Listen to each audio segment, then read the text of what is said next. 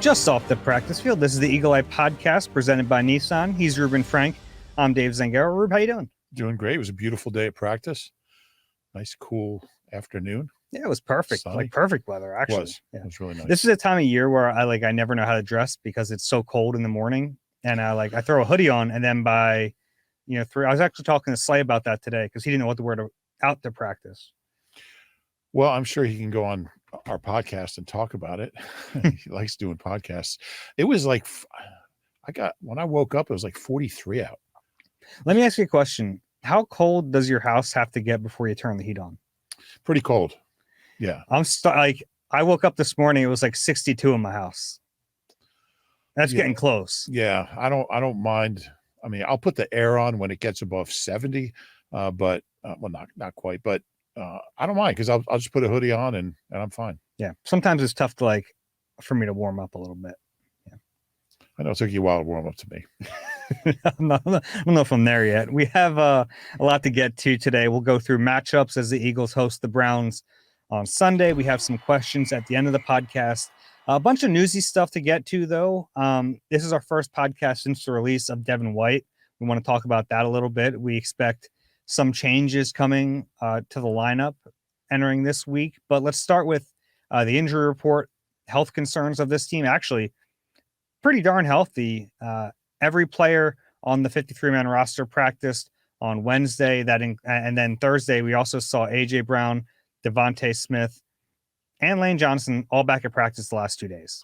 Yeah, I think it gave the entire team just a little – and we thought they'd be back after the bye, but Devontae's still in protocol. That's a pretty serious concussion. Now, he's allowed to practice in the final phase, and we expect him to be cleared. One of the last requirements is to get through contact practice. You can't get cleared, and I guess that was part of the problem with Lane. But, so it's definitely they certainly need all those guys. They're just a different team. And, look, every team has injuries, and the next man up and all that. But, I mean, you're talking about maybe their two best players in Lane and A.J. And at least, arguably their two most important players after the quarterback. Yeah. Yeah, and Devontae's pretty high on that list as well. So, and Covey, we keep forgetting to say they don't have Covey. Yeah. But he's on IR. He doesn't count right now as like a guy on the 53. No, I understand. I'm just saying as far as guys that they missed on last week. But I think the whole team kind of got a lift from seeing those guys out there and seeing the team at 100%. Yeah, it definitely matters. I don't think it excuses anything that happened before the bye. I think that was just awful against Tampa on both the coaching staff and the quarterback. I thought they both needed to be better against the Bucs, but there's no doubt that getting A.J. Brown, Devontae Smith, and Lane Johnson back really does change the offense. Yeah, who knows what would have happened if they had those guys. The thing that bothered me about that game, I don't get too far off topic, was just the effort wasn't there. So I don't care if it's, I don't care who's playing. I don't care if it's Travis Fulgham and Greg Ward. You just want to see effort from the team. And we didn't see that in that first quarter and a half in Tampa. So, and by the time they woke up and said, oh, we better start playing, it was too late. So that's kind of beyond who's out there and who's active and who's injured. Whoever's playing, have some urgency about it. So I think we'll see that back on Sunday. Yeah, it'll be a big boost. It's good to see AJ get through the first day of practice. With any soft tissue injury, you're always worried about the risk of re-injuring it, but he looks to be pretty good. And then Nakobe Dean popped up on the injury report. He was limited on Wednesday, but he was back out there on Thursday. So they're a healthy team going into this game. If you've seen the Browns injury report, I mean, it's a laundry list right now. Yeah, it's pretty extensive. Although those probably aren't their biggest concerns. But yeah, I know Myles Garrett's been hurt. Still playing well, but he's been banged up. I wish I had gotten that picture of you and Myles Garrett. I think people have seen that fired up on my phone. I know, but every time they play the Browns, it's not that often. I gotta show everyone. But it's and we keep hearing about all the depth they have at linebacker. If Nakobe can't play, they've got Oren Burks and Ben Van Sumer and then Little Trot. Little Trot doesn't sound good. I'm being a little facetious about all that depth that they were talking about, but yeah, I think Nakobe's going to be fine. Yeah, it seems that way, health wise at least. Yeah, that's true. This is our first podcast since Devin White got released. I was setting you up for a little transition there, a little segue. Yeah, I did it. Right. Well, you didn't like refer to what I just said when you introduced the Devin White topic. I didn't know I had to. No, you don't have to. I'm just usually that's important to you. Yeah. Anyway. All right.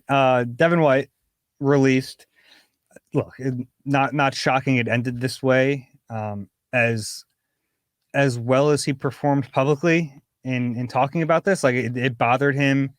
I think we all kind of knew that this wasn't going to last for a full season.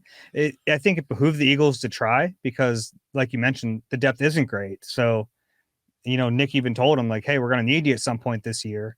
But he gets released, a failed free agent signing. Not the end of the world, but not great either. Yeah, and he was probably their next best off-ball linebacker. Mm-hmm. So, I mean, Orenburks hasn't played a defensive snap this year. Van Sumeren has played more offensive snaps than defensive snaps, and Trot's played 3. I think even a watered-down Devin White would still be the next guy I would put in there if something happened. But it doesn't really matter anymore. Yeah, I talked to him the day he got benched, and he was confused. We talked a lot about how he was getting all the first-team reps, the first set of first-team reps each day at practice, with one exception, and he thought that meant he was a starter, and we all did. The whole thing was weird. The whole thing, start to finish, has been strange. If you knew, and Nakobe outplayed him in camp. I mean, there's no two ways about it. He was better than him. He was more active. He was around the ball more. He's making more plays. But if you felt that way about Nakobe, why wasn't he getting the first crack at first-team reps? I agree. They handled it in a strange way. Yeah, and he was confused by that. And he did put up a good public front, but I talked to him that first day, and he was clearly frustrated and I'd say confused, a little confused. I think starting Nakobe was the right thing to do. I just think it could have been handled a lot better. I agree. So the first week of the season, Devin White has an injury. He doesn't travel to Brazil. Weeks 2 and week 3, he is a healthy scratch. And then week 4, on Saturday, the day before the Bucs game against his former team, he knows he's going to be a healthy scratch. All of a sudden, personal reason, he's ruled out. That the writing was on the wall. We knew he wasn't going to be long for this team, and now he's gone. You're right. Jeremiah Trotter Jr., Nick Sirianni confirmed, is the next guy up at the middle linebacker spot. I think there's a chance that if Nakobe keeps struggling, we see Trot at some point this year. Yeah, I do too. Trot's small, and there's a reason he was a late round pick. I mean, I thought he had a good camp as well, but I don't know how big a role is a good role for him. I know the effort will be there. Certainly, the instincts are there. He's just, he's 225, soaking wet. So we'll see. I don't know when that would be. I know Nakobe's been disappointing. The missed tackles are really a concern. But even beyond that, I think he hasn't played great. He's had good moments. He's had good moments. I think he's been out of position. He's looked slowish to me. I don't know how long they would roll with him. A lot of it might have to do with when they feel like Trot's ready to take on a bigger role. There's a reason he was a 5th round pick, and I, I'm not there yet. I'm not ready to make a change there yet, but could come to that in the next few weeks. Yeah, and look, Nakobe's coming off an awful game in Tampa. I thought he played a pretty good game against the Saints. Yeah. So it's like it's been up and down so far. I think Zach Bond's been their better linebacker. That Mike spot is important though, and it's a big change. Like it's a lot on a rookie to come in and have the green dot and to relay the calls. Like it's a lot. So they better be really sure if they make that move to Jeremiah Trotter Jr. that he's ready. Because if not, then it's not just like one player struggles, like the whole defense could tank. Yeah, no question. And they might be there. I think they did last week. But yeah, you start making a lot of changes and you wonder, like, Are they panic moves? I guess. I don't know. And nothing against Trop, but like he played 3 snaps on defense so far all year, all at the end of that Tampa game. How do you know how do they know he's ready? Practice. Yeah. But it's a different animal. Yeah, it is. But it gets to a certain point, and this kind of goes to our next topic anyway, so we can get there. Like Cooper DeJean has only played 8 defensive snaps, but we both think it's time for him to be the nickel. Yeah. Now, a different position, obviously, but I think. I also think there's an element of risk there. Is there? I think so. What are the chances he gives you worse play than Avonte Maddox? 25%, 30%. I don't know, somewhere in there. I think he'll be solid. He missed a lot of time in camp. He's a young kid. He's been impressive. Avonte's played 7 years in the league. He's played a lot of slot. I think Cooper would be okay, but I think there's an element of risk. Anytime you take a guy out who's experienced and has been through these things, and there's always that, when you make a change, there's always an element of risk. Yeah. But I think it's clearly looking that way that Cooper is going to have an expanded role coming back from the bye week. To me, it makes a ton of sense. It's something that, like, for a few weeks now, actually ever since they took away the dime responsibilities from him and said they want him to focus on nickel corner, right. I'm like, okay, it's a step back to take a step forward, because at a certain point, he's going to be their better option at the nickel spot. And I think he'd already be there had it not been for the injury in training camp or before training camp. Yeah, that could well be true. He's an impressive kid. And, they also, he's handling punts right now, so there's a lot on his plate.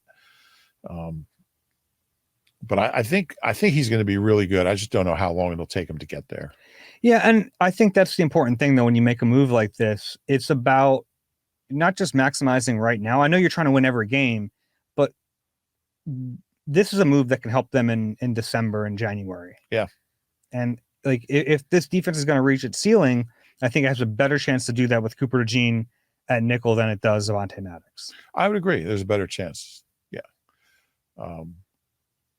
Yeah. You think that happens this week? Sure. By what they're saying, Nick doesn't talk about these things as potential things that could happen if they're not going to happen. Yeah.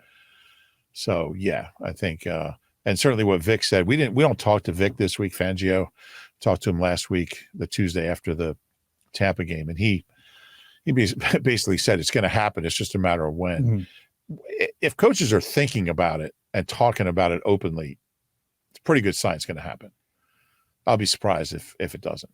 Yeah, I'm with you there. And I talked to Cooper this week about it. He seems prepared for it. I actually really liked what he said. Because remember we talked about him after the preseason finale. It was a bad performance. It was his only chance to play in the preseason. He was still coming back from the injury, but he really wanted to play, and the team wanted him to play, and he went out there and was awful. It was really bad tape, and he recognizes it. He says he looks back at that game now and kind of laughs at it. He feels like he's come that much farther, and he feels really like a lot more comfortable in the defense. He said, like, when he looks back at that tape, he just sees an uncomfortable player, and he doesn't feel like that guy anymore. That's good to hear. Yeah, and again, we're not at practice like training camp. We were out there we were out there quite a while today, 36 minutes, but it's not team. So it's hard. Like when you're at training camp practice every day, you can see guys getting better. Mm-hmm. You can see guys kind of picking things up. Some guys, things just click with young guys at a certain point. But once we're not out there every day, and we're out there, we're just not out there for the important stuff. It's kind of hard to really have a feel for, you can talk to other guys on the team like, hey, how's he doing? And they'll tell you, but I like being able to see it, see that improvement. But I do have confidence in Cooper, but there's going to be, it's going to be up and down to start. It will be just the nature of a young guy who hasn't played. Any other changes you think coming after the bye week? There's really, nothing on offense, unless Kenny Pickett's looking really good in practice. Nothing on offense. And there's really not a lot of options on defense. They probably wish there were some more. We talked about maybe giving Jalix Hunt a little bit bigger role. I think that's one of the answers. I think they want to see him more. Yeah. I think there's a chance of that. I don't think it'll be 35 snaps, but yeah, I wouldn't mind seeing him get, in that 12, 15, 12 to 15. And if it goes well, you gradually bump that up. He's already ahead of where we kind of thought. I thought he'd be like just a red shirt, long range project. But, based on what we saw in camp, he's picking things up. And certainly nobody else. I mean, it's not like anyone's going to complain if Nolan Smith and Bryce Huff get fewer reps. Yeah. Do you think they sit Bryce to start games? It's a good question. And take the start away from him? Probably not. Okay. Because that just creates media problems and it doesn't really change anything. It doesn't change anything but perception problems. Somebody went up to one of our colleagues went up to Bryce Huff in the locker room today and said, do you have a minute? And he's like, no, I got to go out to practice. And they started walking away. And as he said that, he walked away. And then the media person started walking away. And then Bryce, as soon as that media person walked away, he went back to his locker. So, yeah. But, it's been 4 games. I mean, do you get any sense that Bryce Huff is close to having any kind of breakthrough or? Not based on what I've seen in games. It's just like you mentioned, we don't see practice, so maybe there's something behind the scenes, but like the game tape is bad. Yeah. Yeah, it's I know Brian Baldinger put out a video showing the good theory, like Bryce Huff generating his power from a 4-point stance with the Jets and him not being able to generate power in a 2-point with the Eagles. Maybe there's something there. Maybe they're misusing him. But I don't know, man. Like, it shouldn't be that drastic. Like, you're still presumably like a good football player. You shouldn't look lost on the field. You shouldn't be falling down on half of your snaps. Yeah. He does fall down. I would try to change things up and try to get value out of him. But yeah, you have to. I mean, pay decent money for him. So like top 20 money. Like to see some production there. Yeah, definitely. Changes. Any chance we see Sidney Brown with a role either this week or in the coming weeks? Yeah, and I had a good chat with Sidney today.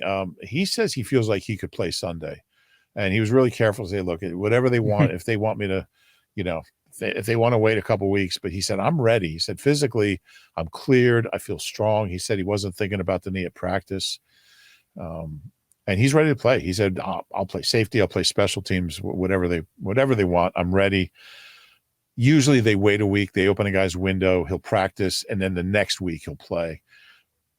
But Sidney's it's been a long road, and maybe he's ahead of that normal pace. So maybe just to remind people, Sidney Brown, 3rd round pick last year, tore his ACL in week 18. So the very end of his rookie season, has been rehabbing ever since. Yeah. Started the regular season on the the physically unable to perform list. So, but he's now eligible to be activated. I always thought PUP meant physically unable to podcast. He said some really interesting things. He's such a smart kid. He's really thoughtful, insightful. He said, and I remember Carell Buckhalter saying this exact same thing. You remember Buck? He was before your time, but I know who he is. Yeah. He was a running back from Nebraska. He's like, I think he was a 5th round pick. He's a really talented kid. He had 3 torn ACLs in a 4-year span. He missed 3 years. I remember up at Lehigh one year, he was already out for that year.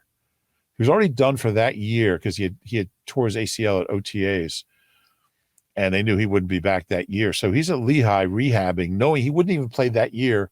And he's running. Remember that hill behind like that hill on the far side across from like where that parallel to the access road that came into the fields. And he would just run that hill endlessly.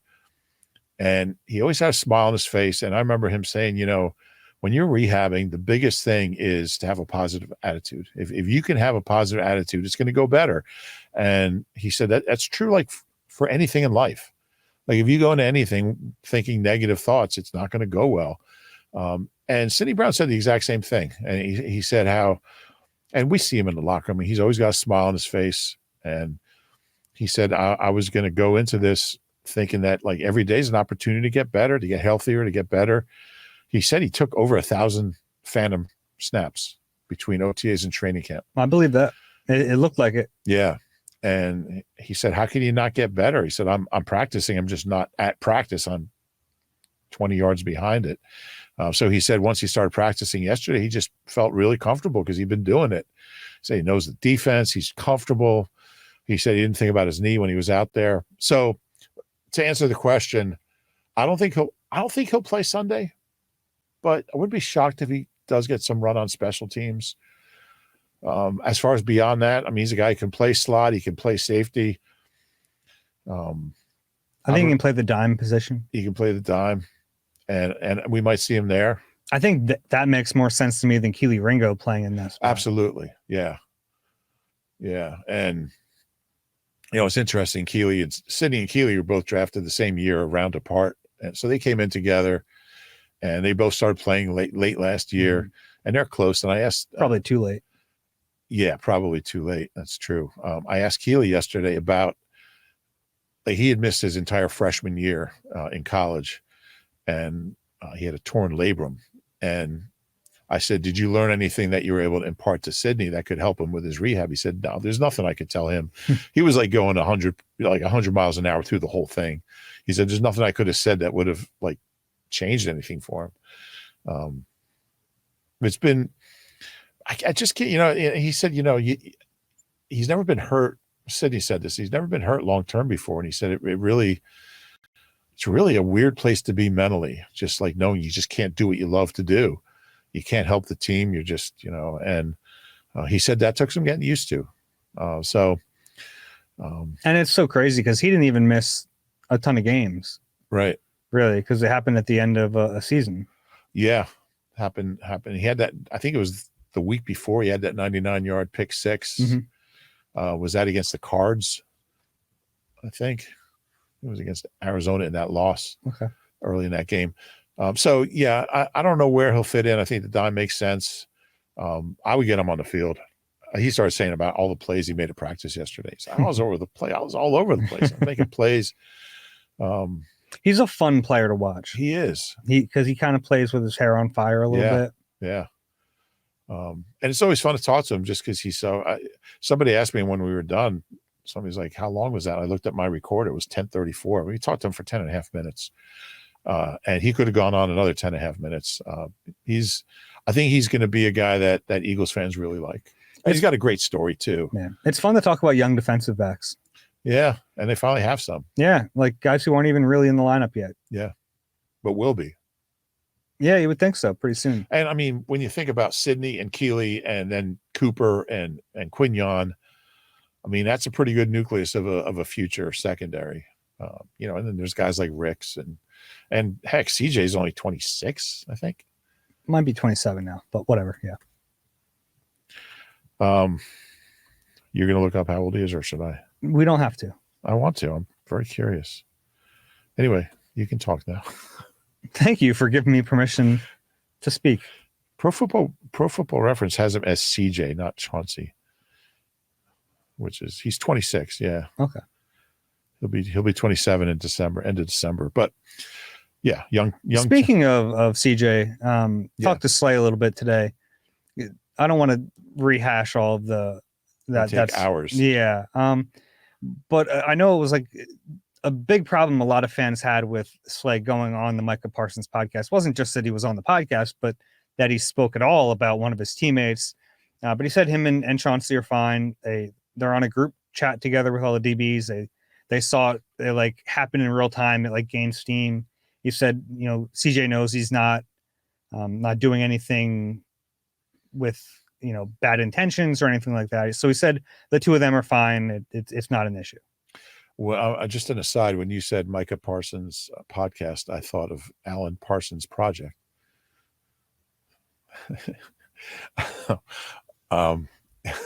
It does bother me that he does that stuff. I don't know. During the season, I'm not crazy about it. Yeah, I get that. He also is just who he is. Yeah. You know? Yeah. I think it's a bad look when you're not playing well. He's playing okay. The takeaways haven't been there for quite a while for Slay. 2 interceptions in the last 31, 32 games. That's what he's there for. He's there for those. Josiah Scott has as many interceptions as Slay over the last 2 years. Okay. He's not even in the league. And Slay's a 5-time Pro Bowler. They 6-time Pro Bowler. 6-time, you're right. They need more from him. Don't make him tweet out his accomplishments. He would not appreciate that. I'm sorry. Sorry, Slay. But yeah. He explained it, and I'm glad he talked about it. I still don't like it. Yeah, no, and I think that's fair. But yeah, I'm glad he's not hiding from it. And heck, he said he would do the podcast again. Yes, he did. If Mike asked him, which is like, you're not helping himself, but I appreciate that he is just who he is. Yeah. And he's not going to apologize for it. And he'll never change. Yeah, he's deep into this now. Yeah. Before we take a break, I did want to bring up Jalen Hurts' press conference from Wednesday. Honestly, most of the time we go to a Jalen Hurts press conference, we leave, and that's the end of it. It's honestly never, or I shouldn't say never, but it's not usually very thought-provoking. It's instantly forgettable most of the time. That was not the case on Wednesday. It seemed like he went into that Wednesday press conference ready to say nice things about Nick Sirianni. Yeah. Which is quite a change. Yeah. It was unusual. It was surprising. It was confounding. Like, where did it come from? I don't want to say it seemed scripted, but somebody put him up to that. I don't know if somebody put, but there was clearly it was an effort on his part. Yeah. Now, I wasn't in there. I was listening to it stuck in traffic on 95. My almost 2-hour commute yesterday. But I still have not complained about traffic since I've gotten back from Brazil, by the way. Yeah, you haven't.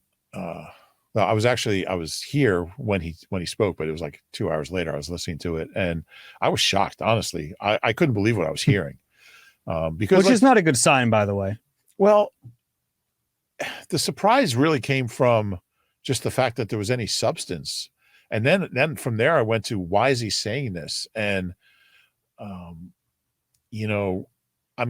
sure he and Nick did talk and have a positive interaction. Where did that come from? Why did he feel compelled? He never tells us anything. Why did he feel compelled to share that? It was confusing. Yeah. So to give a little background, he said the two of them, meaning Jalen and Nick, had great moments together during the bye week. And then he was asked what prompted those moments. I don't normally do this. I'm going to read this quote. Yeah. We're the two leaders of this team. I'm happy and fortunate that we were able to come together in harmony and have the same goal in mind, trying to get this thing right. I have a ton of confidence in him, a ton of confidence in what he brings and everything he's been able to accomplish. Just continue to press on that. Everybody goes through different moments. Everybody experiences adversity, but we've experienced different levels of adversity together. We're excited for what's to come. Yeah. And to set this up, go back to Tampa and that loss, he was asked a question, pretty easy, straightforward question about, you and Nick are the leaders of this team. At some point, will you guys get together? And I think it was asked to search for the identity of this team. And Jalen's very quick response is, we have our moments. And if it was just that one day, you go, whatever. But it's this is a repeated thing. Like every time he gets asked about Nick, it's like these little, nothing answers. It's just it seems like he's refused to say anything nice. Is there just a twinge of passive aggressiveness in there? Yeah, he's refused to say anything nice about the head coach. And we know that their relationship has been rocky at times. The big ESPN article in August did a really nice job chronicling all of that from last season. In that article, though, it also showed that both guys were trying to figure out how to find some common ground. So, look, maybe we just take what he said at its face, and the two of them were adults, and they came together, and they found some common ground. It didn't seem like it was even about, football. Maybe some of it was. It seemed like it was, a bigger scope thing. Yeah, and, sometimes desperation can be a pretty powerful. I mean, the offense has been, especially these last 2 weeks, really the last 3 weeks, it's been bad. And I get that they were missing some key guys on Sunday, but it goes beyond that. And yeah, I think they might have just both been at the point where something has to change, or we're just going to be a 8-9 team. And I guess the common ground they have is that neither one of them wants that. So I think it's a positive. It's still surprising and confusing that it all at this point. Yeah. What do you think the motivation was? Because there's a few ways you can look at this. One is like, just very sincerely, they came together and figured it out. Another one is like the media relations staff is like, please just say something nice about the head coach, in which case it would be weird that he picked this time to do it. I'm sure they've talked about that before. The third theory is that this is kind of a directive from the highest levels of the organization. What if part of that conversation between Jalen and Nick was Nick just saying, can you please say something nice about me sometime, like to get these people off our backs? And Jalen's like, oh yeah, maybe that'll help. Yeah, honestly though, like whatever the motivation, I think it's a really good sign. Even if it's not sincere, which I have no reason to think it isn't, but even if it's not, like at least giving the public facing approach that you're pulling in the same direction, that reaches the rest of the team. Yeah, no doubt. I'm really curious where it came from. It had to come from somewhere because it was so different than Jalen's normal approach to this topic. And even his wording, like, because he said we have our moments, and he knows that was a line that, we had an extra week here, and it was really kind of picked over for him to keep saying we had great moments. Yeah. It was telling to me. Yeah. I don't think Jalen says anything without really considering the ramifications. Yeah, he's calculated, and I think most quarterbacks are. Yeah. But yeah, he's been doing this for a long time now. Yeah. And it was a different kind of press conference. Like I said, most of the time he's very guarded. You don't really get much out of it. This was a thought-provoking one. It was one where I left that room and I was, okay, what just happened and why did it happen? Yeah. Yeah. Interesting stuff. And I assume we have that video on our site. So check it out.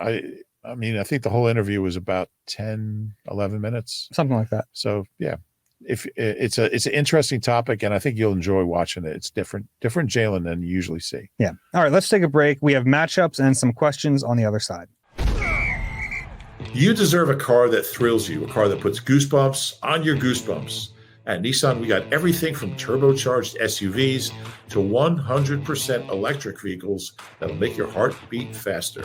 Experience the thrill for yourself and shop your local Nissan store at nissanusa.com today. Celebrity cook Steve Martorano brings his Italian-American cooking back home to Philly.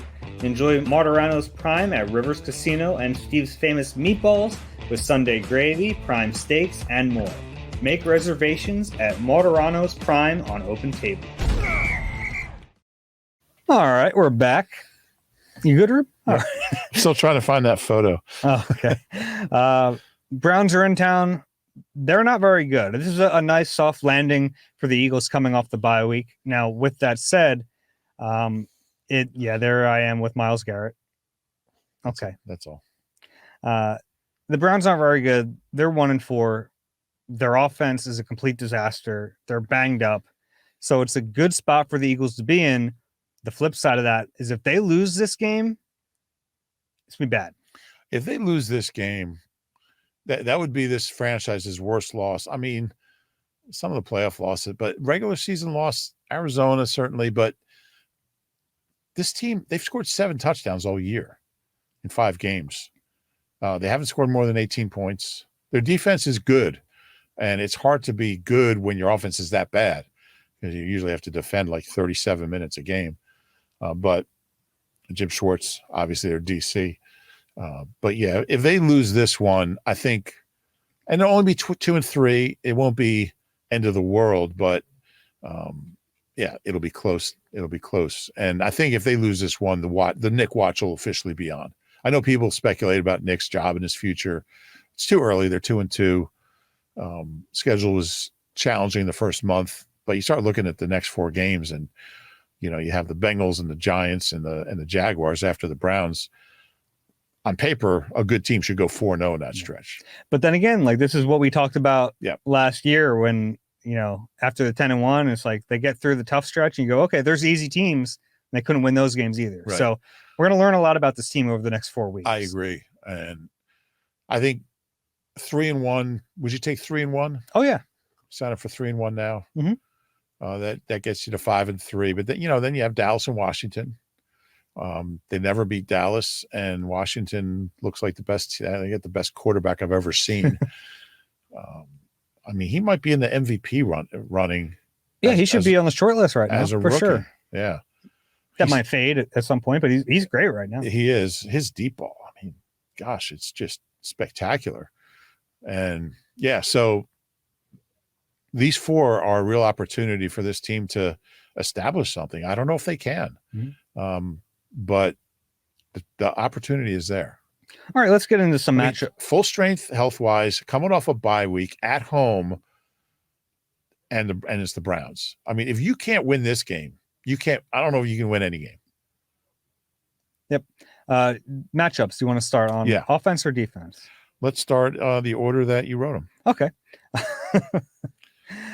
Starting off, I think like their best player is Myles Garrett. He's the all right. We get it. He's the reigning defensive player of the year, and you're right. He's been banged up. He's dealt with a few different injuries. He's on the injury report to start this week, but he's been able to play through it. He's still really good. Jordan Mailata right now is quietly having the best season of his career, but this is a big test. Yeah, and we saw Jordan and Myles Garrett chatting after that joint practice. I have photos of that too, but I won't bother you with them. 2 years in a row. Yeah, that's right. Mm-hmm. Their defense is good. I think they're one of the better defenses Eagles will face in this stretch. But again, they don't have. Other than Garrett and Zadarius Smith's really good too. There's not a lot of guys you really worry about, but they're solid. But yeah, Myles Garrett's fun to watch. I mean, and that's going to be a fun matchup. To me, he's the most complete edge rusher in the league. I think that's fair. I was talking to Jordan Mailata yesterday about it, and I was like, does he have a weak spot? And he's like, if you find one, please let me know, because he does everything well. It's like if you created an edge rusher in a lab, it will be Myles Garrett. Interesting.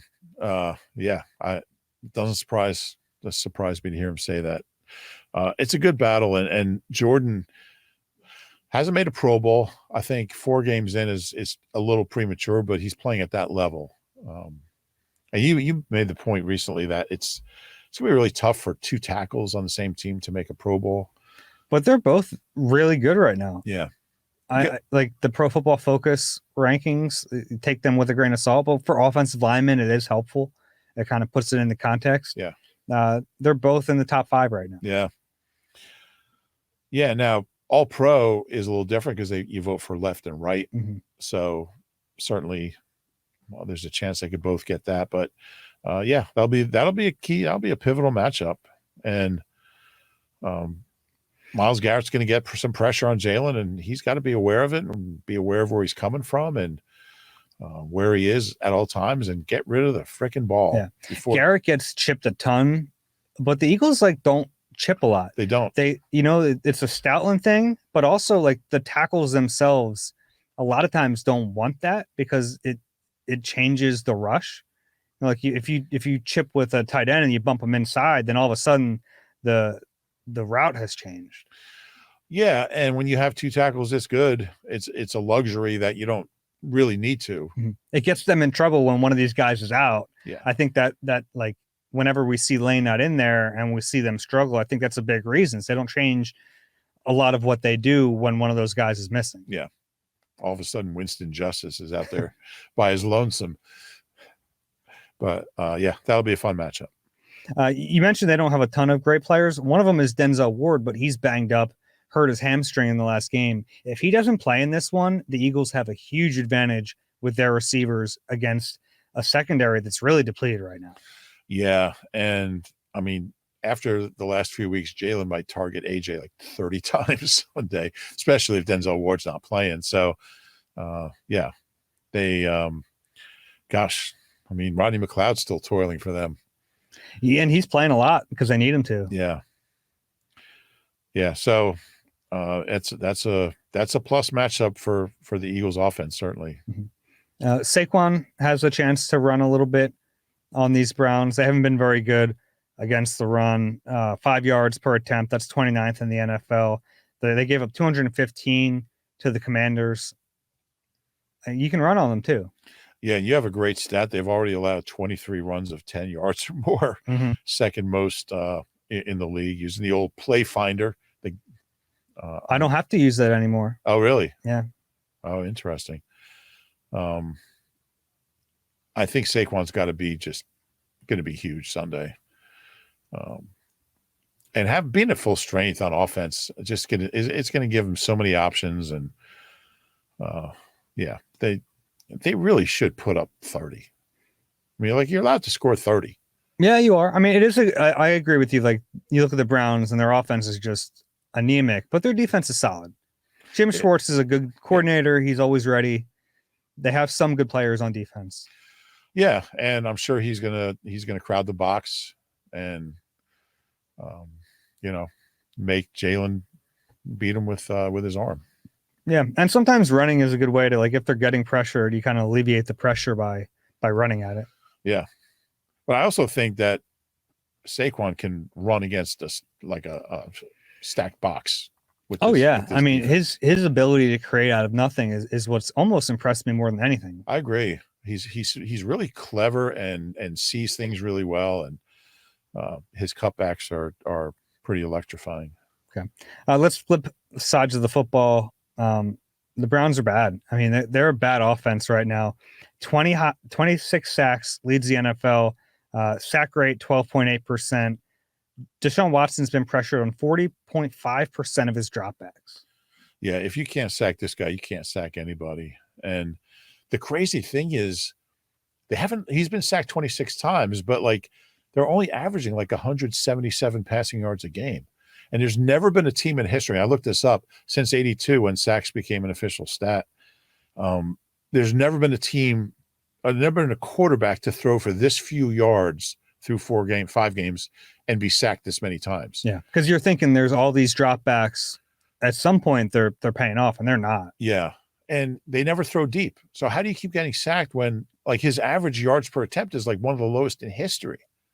He's been bad. He's one of the worst quarterbacks in the league. Yeah, he is, and statistically, one of the worst ever. And he was one of the best ever his first 4 years when he was in Houston. It's just a giant anchor on that franchise, and I don't think a lot of people are feeling bad for them. Yeah, they signed up for this. They overlooked a lot to do it, and now they're in just a terrible position. We were talking about this waiting to get in the locker room today. There was a bunch of us standing around out there just talking about, like, what do you do if you're the Browns? At what point do you just cut your losses? Like, how long do you keep running him out there to put up 15 points a game? But then he's got this giant albatross guaranteed contract. Like, what do you do? Yeah, I don't know. It's a franchise altering decision that has gone about as poorly as possible. Yeah. Yeah. One of the worst contracts ever. I mean, it has to be the worst ever. What did Bryce Huff get? No, I'm kidding. Yeah, it has to be. Yeah.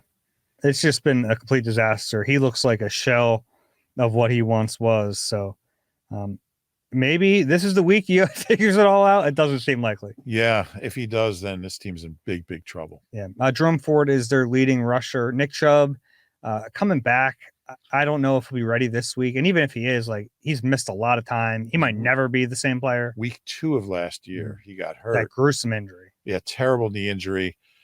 They opened his practice window. There's no indication he's going to play. Yeah, Naheem Hines is also practicing. Yeah. He's missed the season. Nick Chubb was so good. Yeah. He had the second highest rushing average ever by a running back. Wouldn't that be the Eagles' luck, though?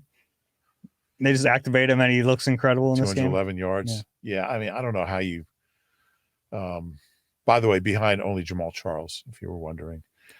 I love Jamal Charles. He was one of my favorite backs to watch. Did you see him the other night? He was pounding the drum before the Chiefs game. Oh, no, I didn't see that. He was he was a great player. Another one who had too short a career. Running backs. You know, guys like Jamal Charles and Chubb and Rashad Penny, these great rushing averages. It's why how he never gave a contract like he gave Saquon. But so far, so good. I don't think we'll see Chubb. I'd be surprised if we do. And if we do, I'll be surprised if he's anything close to what he was before that injury. Yeah. All right. That's all I have. There, we have some questions. Do you want to get to those? Yeah, let's do it. This is where I remind everyone, if you have a question for us, I don't even know if I should give this out anymore. We've gotten so many. We're flooded right now, but it's eagleeye@nbcuni.com. If you're watching on YouTube, you have the QR code. You can scan that. Let's just get into it. First question here from Dave. Hi, gang. Vic said, I think, in his presser that it's up to the secondary as to how tight coverage they play, which I took to mean the corners choose not to play any bump and run or such. Did I misunderstand, or did he just misspeak? That sounds bonkers to me. Bonkers. I like that. Was that Yellow Submarine? Apple Bonkers? Is that where it came from? Yeah, that was an odd thing to say. I'm not sure how much freedom they really have. I think they definitely do have some. They have some. It's like predetermined, and it's dictated on what they're seeing. Yeah, from the offense. Yeah, and it could just be if they're playing off, how far off they could have some leeway there. But it's a good question. I don't have a good answer, but that is what he said. Yeah, he did. Yeah, and I when he said it, I thought the same thing. I went, wait a second, is that what you're saying? And yep. Yeah, that's what he's saying. Yeah, but that also doesn't stop the coach from saying, "Hey, get tighter."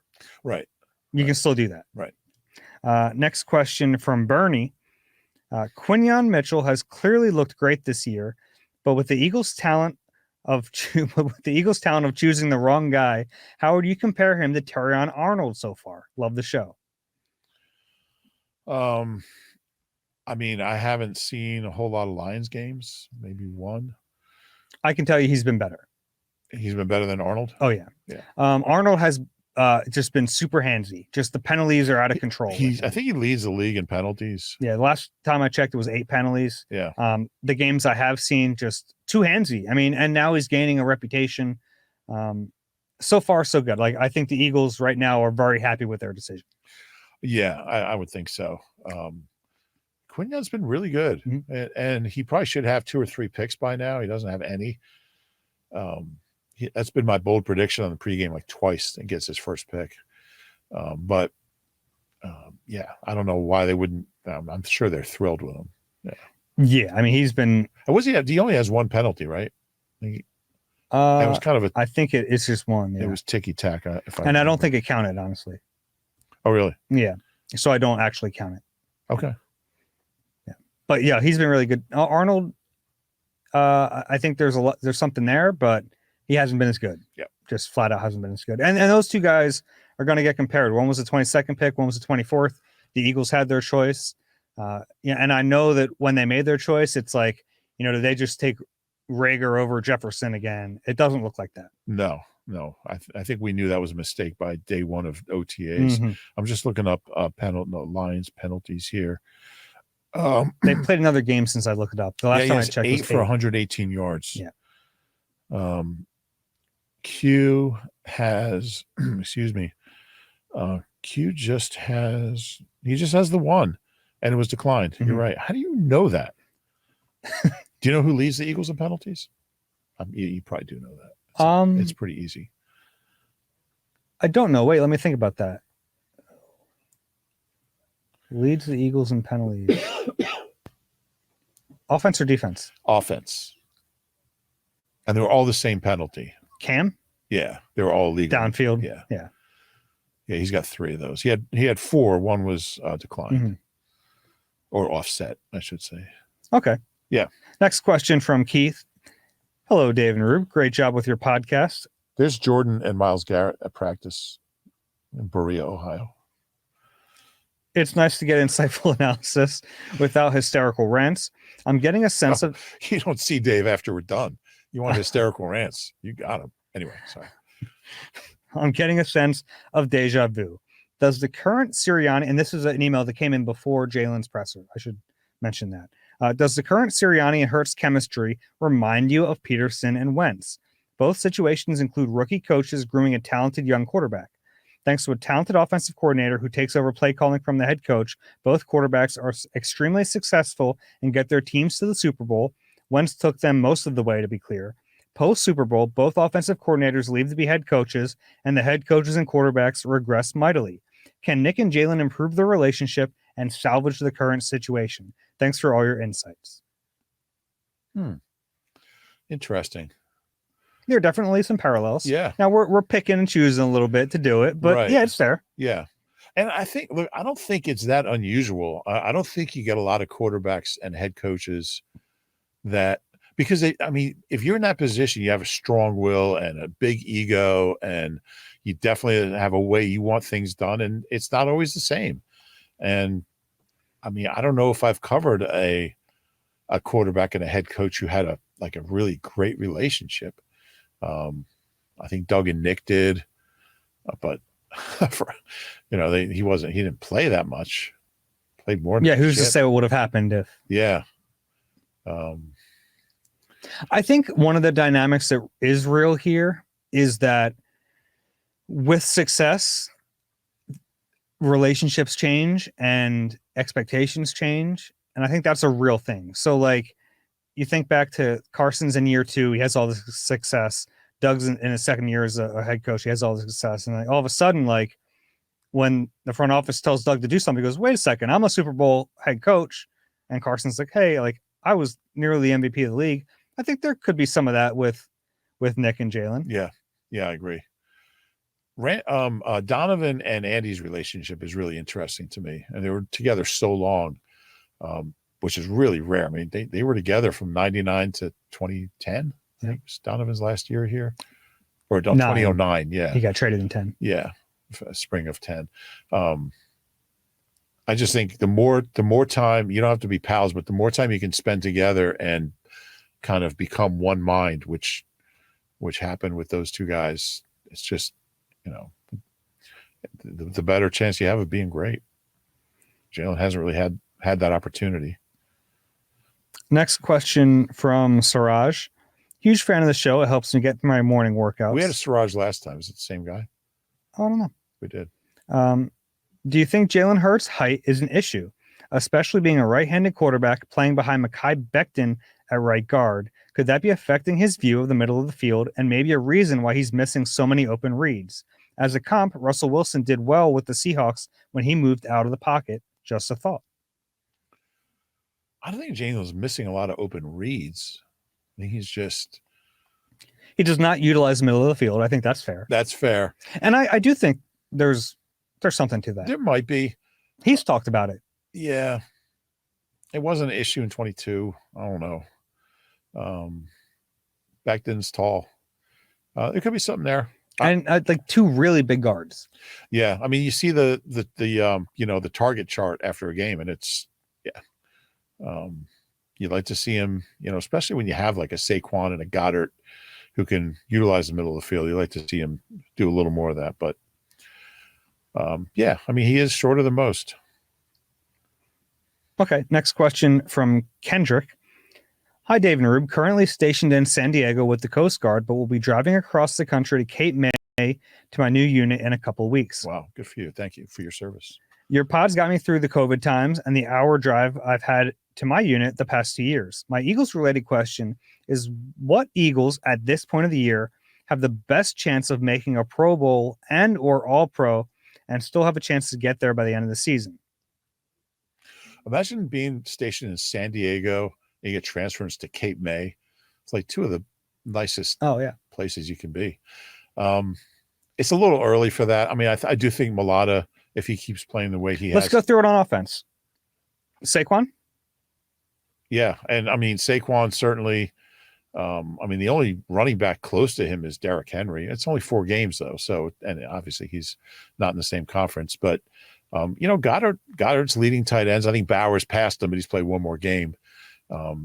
He's on pace for 1,200 yards, which he's not going to get. But not going to keep up that pace when AJ is back. But gosh, you'd like to see him get to 800, which he's never. I don't believe he's ever done. What's his high? I don't know, but I can look that up for you. He might have been 836 or something one year. 830 in 2021. I was off by 6 yards. That's not bad, Dave. You're impressed. You just don't want to admit it. Mm-hmm.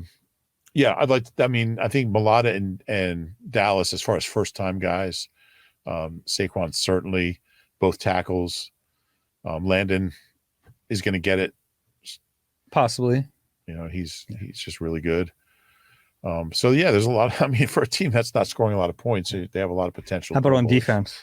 Nobody right now. Who do you think has the best chance to get there? Maybe Slay on reputation, but if he doesn't have any interceptions, he needs at least a couple. Reed has 2 picks. If he gets to 5, he's in the mix. Saw Terry Hill get 8 and didn't go to the Pro Bowl. CJ got 6 and wasn't on the ballot because he was hurt at the end of the year. Yeah.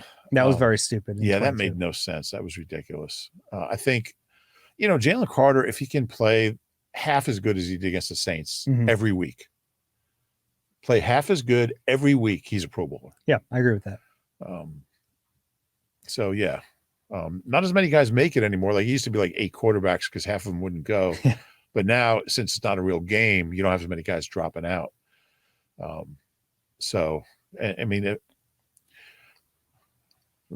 don't know. Who's most likely on defense? I don't know. I guess I would say Jalen Carter. Bless you. Thank you. Reed, Jalen Carter. I want to break the fourth wall here. We have a cough button, and I just pushed it to sneeze. So you guys didn't hear the sneeze. Yeah, but they still hear the sneeze through my mic. I don't think that's know true. you. Alex, they hear. I don't think that's how the microphones work. Yeah, they do. Okay. You can still hear the sneeze through this mic. It's just not as loud. Alex, I need a ruling on this. We're getting a ruling here. Rube is correct. I tried to really stifle that sneeze too. That's not good. You could blow out your eardrums. Anyway. Probably Jalen Carter. Yeah. Has the best shot. Certainly if he plays the way he has, he won't. So. Okay, last question here from Alan. Hello, Dave and Rube. Love the level-headed analysis you guys do on the show. Oh, I'm sorry. Our guy Kendrick had another question for you. How come you don't travel to games anymore, Rube? Well, I'm not allowed to fly. You made that list. I made the list. No, I'm in the studio on game days now. I'm on the panel of the pregame and postgame show with Michael Barkan, who, by the way, just texted me a photo of me and Reuben Amaro. He got a kick out of the fact that we have the same name. Spelled differently. Reuben Amaro is R-U-B-E-N? That's correct. Okay. Yeah. You're R-E-U-B-E-N. Yeah. Reuben Randall is R-U-E-B-E-N. Yes. And Reuben Mays, remember the running back from the Saints? He's the same as Reuben Randall.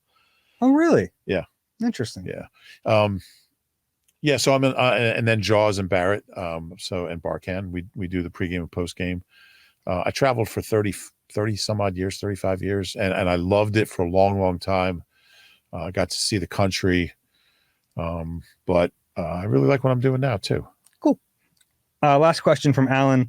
Love the level-headed analysis you guys do on the show. I especially love Rube's. I thought that was 2 people who said level-headed analysis. It was the same guy. Same guy. I forgot Kendrick's other question. I especially love Rube's obscure stats that I can tell my coworkers to sound smart. If you could be a fly on the wall for any Eagles player, coach, or executive meeting from the start of the 2024 offseason to now, what would it be and why? It would be the Nick Jalen conversation. Yeah, absolutely. It just happened. Yeah. And this question came in before that, but that's the answer. Yeah. Yeah, that would be it. If you want one from before then, anything else? Any of their conversations I'd like to be a part of. Yeah. I'd like to just have Howie say hi to me when he walks by, which he doesn't do anymore. So that's what I would say, just Howie being friendly. No, I'm always fascinated by the time before they pick in the first round, and just what those conversations are like. I would love to be a fly on the wall. Yeah, I'd like to know like the conversations that went into like some of the moves that haven't gone well, like Bryce Huff, like what they saw in him, what Vic Fangio said about him, like if he was on board with that signing or if Yeah. that was a front office driven one. Yeah. Certainly Devin White, like the two moves that didn't work out. Like I want to know who was responsible, basically. And would you put? Are you ready to put the Washington receiver John Dotson? in that category, or is it? Oh, it hasn't worked. Yeah. I have more faith that it will. I don't, only because now that AJ and Devontae are back, how many opportunities is he going to get? Yeah, you're right about his that. chance was when those guys were hurt, and he didn't do anything. I don't think it was only his fault, James. But he's still going to play a lot. Like he's going to be on the field a lot. How many snaps do you think is a lot? Over 60% of their snaps. You think? Yeah. Why wouldn't he? They're going to live in 11 personnel. Yeah. Someone's got to be out there. Who are you going to put out there? How many games does Paris have left? None. They'd have to sign to the 53. They have an open roster spot. They could use it on Paris Campbell this week if Sidney Brown isn't ready. Yeah. And that's from Devin White. Yeah. Yeah. I wonder if they're going to, maybe they'll activate Sidney. He seems to be convinced he's ready. So the doctors say he's ready. Oh, he's going to say that. But yeah. Like who's going to take those snaps from Jahan Dotson? I'd feel better with Paris Campbell than John Dotson. I don't know. Maybe not. But you're right. Maybe when Covey he's going to play a lot. Covey comes back, I feel better Covey out there than Dotson. But yeah, I guess he will. That's another move, though. It's like where I think there's going to be a little pressure to play Dotson. 3rd round pick. Yeah. Yeah. And I think it behooves them to see if they can get him, because like when you're doing these, like what's their best team in December? It includes Jahan Dotson contributing. Yeah. Yeah, that's a weird one to me. I did not expect it to go this poorly.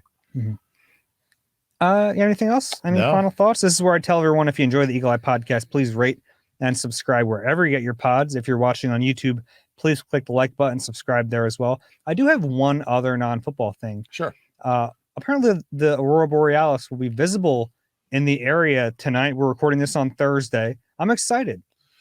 Yeah. I'm going to try to see it. Yeah. I worked in New Hampshire one summer, and we were on the staff of this this retreat place, and about 8 of us on the staff were sleeping on this island out in the middle of Whitten Pond in New Hampshire, and all of a sudden we heard all these dogs barking from far away, and like, why would dogs bark? Apparently dogs know when the Aurora Borealis is gonna, and all of a sudden, you know what? There's a name for that. No, it's dog mentality. That's very good. Yeah, and all of a sudden the sky was filled with these like pulsating lights. It was the coolest thing I've ever seen, and it lasted quite a while. I know people in the Midwest had it, even in Western Pennsylvania, I think yesterday or I saw it very faintly. What was it? Saturday night. And it should be a clear night, right? Beautiful clear night. Okay. So fingers crossed. I got my mom's hopes up.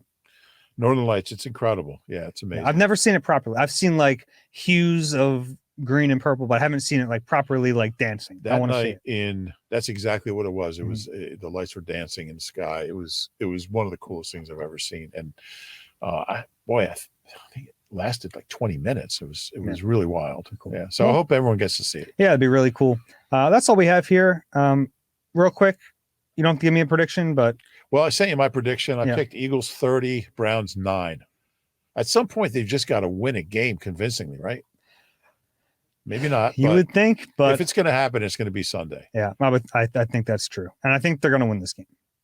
All right, that's all. Everyone, we will talk to you soon. This has been Eagle Eye presented by Nissan. Have a good weekend. Enjoy the game. We'll talk to you after it.